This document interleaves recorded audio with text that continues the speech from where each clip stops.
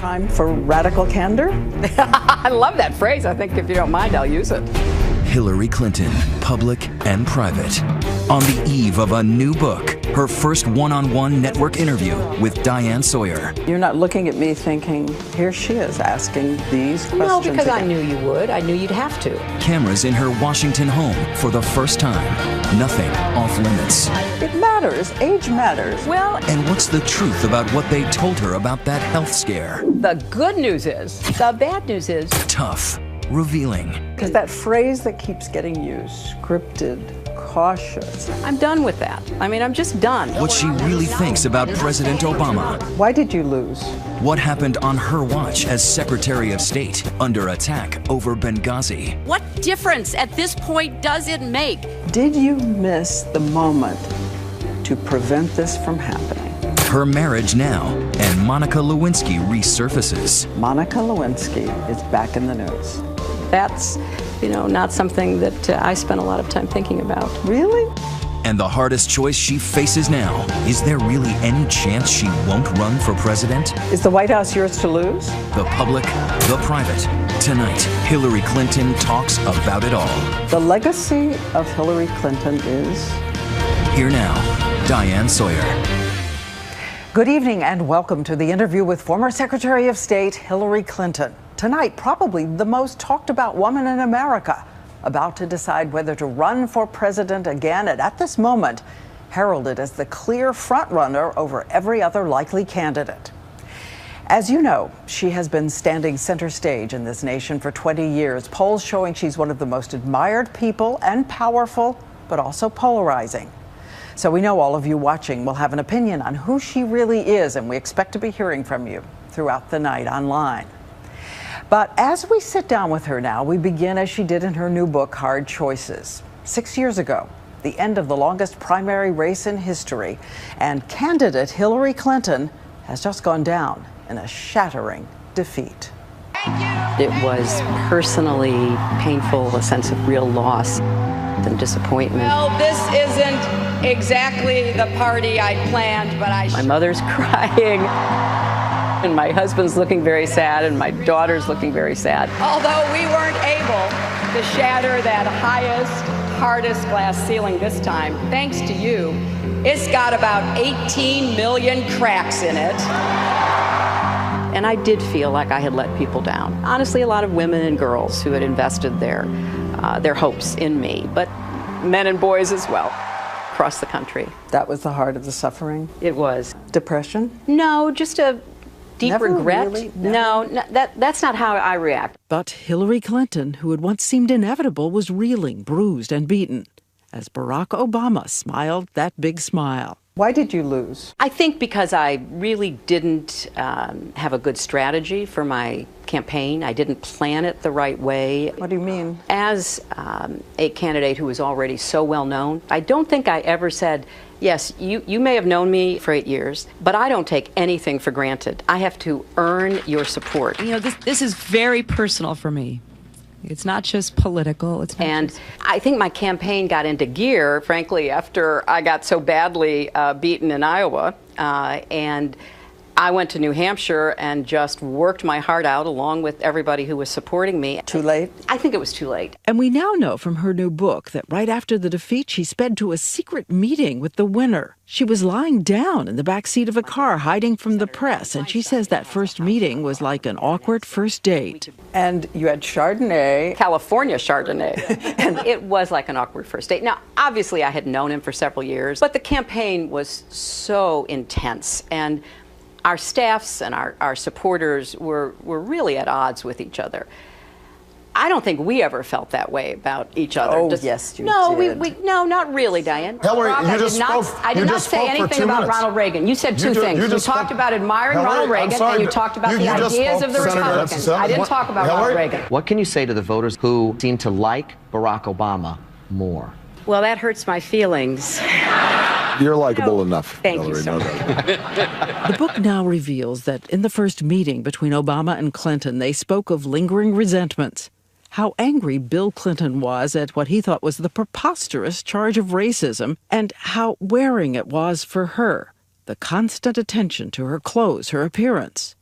even though at the time she put on a brave face. I admire what Senator Clinton has done for America. Not sure about that coat. I actually like Hillary's jacket. I don't know what's wrong with it.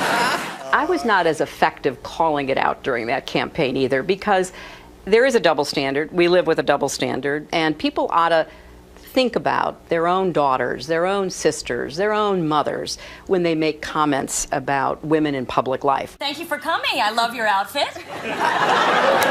Well, I love your outfit, but I thank you. do want the earrings back. Oh, okay.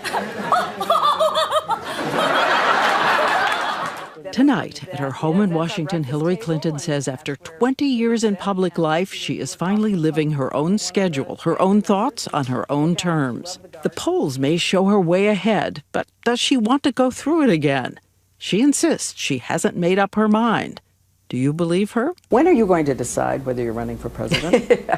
I'm going to decide when it feels right for me to decide, because... Still by the end of this year? Well, certainly not before then. I just want to kind of get through this year, travel around the country, help in the midterm elections in the fall, and then take a deep breath and kind of go through my pluses and minuses about what I will and will not be thinking about as I make the decision. But probably not announced until next year? I'm not positive about that, but that's probably likely. We know all of the currents that Right. might be driving you to say yes. Right. What is the strongest reason to say no? Well, because I really like my life. I like what I'm doing. I'm thrilled about becoming a grandmother in the fall. I have lots of hopes for what that means to me and my family. Can you savor being a grandmother and be president? Of course, men have been serving in that position, being fathers and grandfathers since the beginning of the Republic. But I want to know how I feel. I mean, you have one life to live. This is it. It's not a dress rehearsal.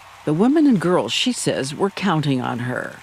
Tonight, there is a Ready for Hillary super PAC, which plays Katy Perry's Roar. It has raised $6 million. And no other candidate is coming forward, so is it fair that while she decides, she's in effect holding the party hostage? I am so appreciative of everybody who's encouraging me. I'm grateful that they have that confidence in me. But this is a really personal decision. I know it's a personal decision, but if you can do it, do you have to do it? I have to make the decision that's right for me and the country. But and is the I party have to make frozen in place waiting for you to No, make it? I mean, no. People can do whatever they choose to do on whatever timetable they decide. Barbara Bush has said, enough with the Clintons and the Bushes, the Clintons and the Bushes. Yeah. It's just getting silly, she said. Do you feel some of that? I don't, because this is a democracy. People get to choose their leaders. Is the White House yours to lose? Well, I don't think so, because if I were to decide to pursue it, I would be working as hard as any underdog or any newcomer, because I don't want to take anything for granted if I decide to do it. And what does she do about the focus on her appearance that she says once kept her so on guard? Scripted, cautious, right, safe. Well, but I think armored. And I understand why some people might have seen that or certainly attributed that, because when you're in the spotlight as a woman, you know you're being judged constantly. I mean, it is just never ending, and you get a little, worried about, okay, well, people over on this side are loving what I'm wearing, looking like, saying, people over on this side aren't. And how, your natural tendency is, how do you bring people together so that you can better communicate? I'm done with that. I mean, I'm just done. You said you're just over it. I am over it. I think I have changed. Not worry so much about what other people are thinking. And my view is, I have lived an incredibly blessed life. I've had so many wonderful experiences. And I'm going to say what I know, what I believe, and let the chips fall. Time for radical candor? I love that phrase. I think if you don't mind, I'll use it.